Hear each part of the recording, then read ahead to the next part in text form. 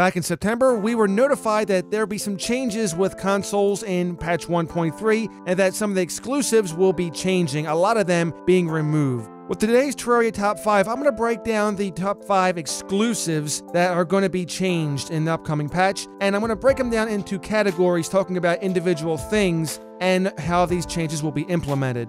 For all you console players out there, let me know what things you'll be missing in the upcoming 1.3 update down below in the comment section. We'd love to hear from you as always. Now, just because there's a lot of changes doesn't mean everything's going to be taken out. There are some slight changes that doesn't take everything away. So with that, let's just go ahead and get started at number 5. Coming in at number 5, and probably at least salvaged, is the armors aspect of it. While Dragon Armor, Spectral Armor, and Titan Armor will all still exist, they'll no longer have defensive function, meaning they're just going to be vanity items. They'll also be available through the Traveling Merchant's rotating inventory, which means it's going to take a little bit of luck and some time to get some of these sets, but again, at least they're going to be there for the vanity aspect.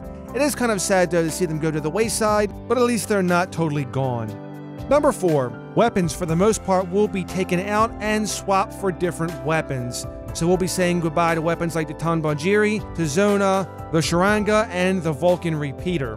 The Sharanga especially, as being a top-tiered bow that a lot of players love. Owners of the Tanbajiri will be receiving the Chlorophyte Partisans. Owners of the Sharanga will be replaced with Hellwing bows. Spectral arrows will be replaced with Hellfire arrows, and Vulcan bolts will be replaced with Chlorophyte arrows, respectively.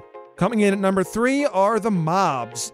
This one's going to see a total annihilation, as a lot of the mobs were nothing more than just reskins and rehues, and they're going to be taking out. While it was stated there's a chance that some may stay, chances are they probably won't, but we'll have to wait and see for the changes in the end. While this isn't really groundbreaking, it's kind of sad to see some of these skins go.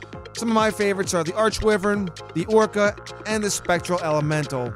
Coming in at number 2 will be the pets. Once again, we're going to see pets take a total wipe here for the most part. Any currently owned exclusive pets will be replaced with a gold bunny, so you can either keep that bunny in an aquarium or you can sell it and get 10 gold for it, though I don't feel like this is much compensation. It's been stated that there's a chance down the road we may see some of these or a few of these come back, but it's not certain and we'll just have to wait and see. While there certainly aren't a lot of these pets, there's still some pretty cool ones in there like the werewolf and the zombie pet, which I never got a chance to own, so hopefully we can see something like that later on. And before we get to number 1, I would like to give a quick shout out to the fact that any vanity items are pretty much going to be taking out, with the exception of the Horned God set, so at least that would stick around with some of the new vanity armor that'll be there.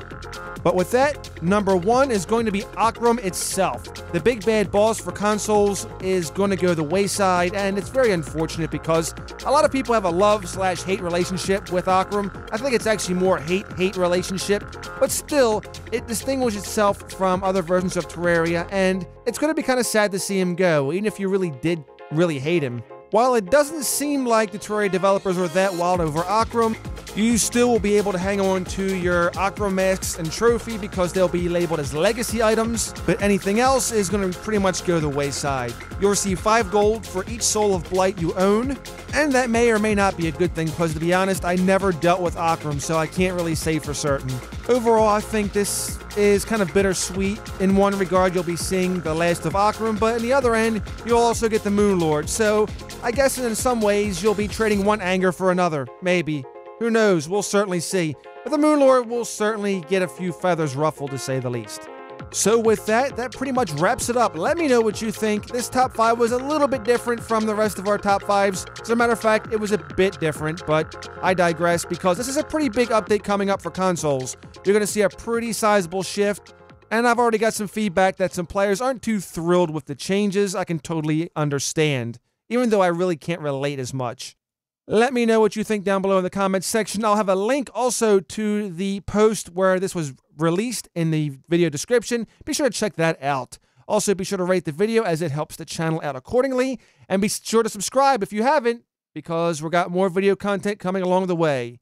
Have yourselves a wonderful day, and I will see you again next time. The video's over, but there's more where that came from. Be sure to subscribe for more Terraria Let's Plays, Top 5s, and other videos as well as we cover different titles. You can click on one of the videos here for more. Be sure to rate this video accordingly as it helps the channel out greatly. Have yourself a wonderful day, and I will see you again next time.